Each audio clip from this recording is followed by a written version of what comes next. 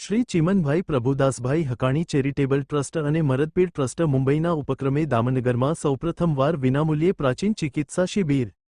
દામનગરમાં સૌપ્રથમવાર વિનામૂલ્યે પ્રાચીન ચિકિત્સા શિબિર. વિનામૂલ્યે નિદાન સારવાર આપતી ત્રિદિવસીય પ્રાચીન આરોગ્ય ચિકિત્સા શિબિરમાં સ્વ ચિમનભાઈ પ્રભુદાસભાઈ હકાણી ચેરિટેબલ ટ્રસ્ટ અને મરદપીર ટ્રસ્ટ મુંબઈના સંયુક્ત ઉપક્રમે પ્રાચીન ચિકિત્સા કેમ્પમાં ભગવાન શ્રી ધન્વંતરીના કૃપાપાત્ર જાણીતા તબીબ ડો મહેશ સંઘવી મુંબઈ અને તેની વિશાળ ટીમે 3 દિવસ દર્દી નારાયણોમાં અસરકારક મુવમેન્ટ બતાવી દર્દી નારાયણો માટે આશીર્વાદરૂપ પ્રાચીન ચિકિત્સા શિબિર. દામનગરમાં પહેલીવાર શરીરના અસાધ્ય જટિલ સાંધાના દુખાવાનો નિદાન પ્રાચીન ચિકિત્સા કેમ્પમાં.